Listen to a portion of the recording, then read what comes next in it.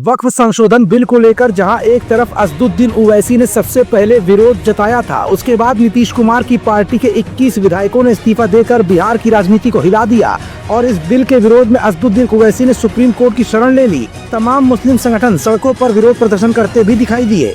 तमाम धार्मिक गुरुओं ने इस बिल को मुसलमानों के विरोध में बताया, तो वहीं भारतीय जनता पार्टी ने जन जागरण अभियान चलाकर इस बिल की अहमियत मुसलमानों को समझाने के लिए कई टीमें भी नियुक्त कर इसकी शुरुआत भी कर दी। लेकिन इन सब के बीच वक्फ संशोधन बिल जब से कानून का रूप ले चुका है, तब से लेकर अब तक लगातार इस बिल के विरोध में खबरें सामने आती रही। ऐसे में दक्षिण भारत से इस बिल के खिलाफ अब आवाज क्यों उठ रही है?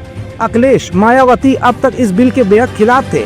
वैसे में साउथ की फिल्म इंडस्ट्री के किस शख्स ने सुप्रीम कोर्ट में इस बिल को चुनौती देकर भारतीय जनता पार्टी की मोदी सरकार को ही चुनौती दे डाली है? आखिर वो कौन सा अभिनेता है जो सीधे चुनौती के लिए सामने आ चुका है? ये चुनौती साउथ इंडिया के फिल्म इंडस्ट्री के लिए अब कौन सी चुनौतियां खड़ी करने वाली है? और इस अभिनेता के इस बिल के विरोध में कूदने के बाद मोदी सरकार को क्या मुश्किलें पेश आ सकती हैं? ये कुछ ऐसे सवाल है जिनका जवाब अपनी आज की इस रिपोर्ट में हम आपको दिखाएंगे भी और बताएंगे भी। दरअसल खबर काफी अहम है। साउथ इंडिया के बेस्ट सुपरस्टार थलापति विजय, जो एक मशहूर तमिल अभिनेता और अब राजनीति में भी सक्रिय हैं, उन्होंने वक्फ एक्ट की संवैधानिक वैधता को सुप्रीम कोर्ट में चुनौती दे डाली है।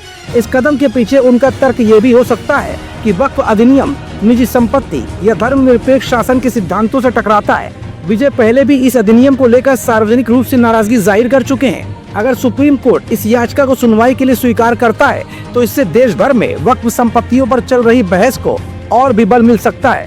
मतलब साफ है कि वक्फ एक्ट के विरोध में अब तक राजनीतिक दलों ने अपने अपने हिसाब से इस बिल की व्याख्या की थी। ऐसे में अब अगर साउथ इंडिया के सुपरस्टार विजय थलापति की एंट्री हुई, तो निश्चित तौर पर अब बॉलीवुड के किसी भी सुपरस्टार के जवाब देने की तैयारी में भारतीय जनता पार्टी भी अपना नया प्लान तैयार कर सकती है। फिलहाल आज वक्फ संशोधन बिल एक कानून की शक्ल ले चुका है और ऐसे में सुप्रीम कोर्ट में याचिका के जरिए दी गई इस चुनौती में बहुत ज्यादा बल तो नहीं है।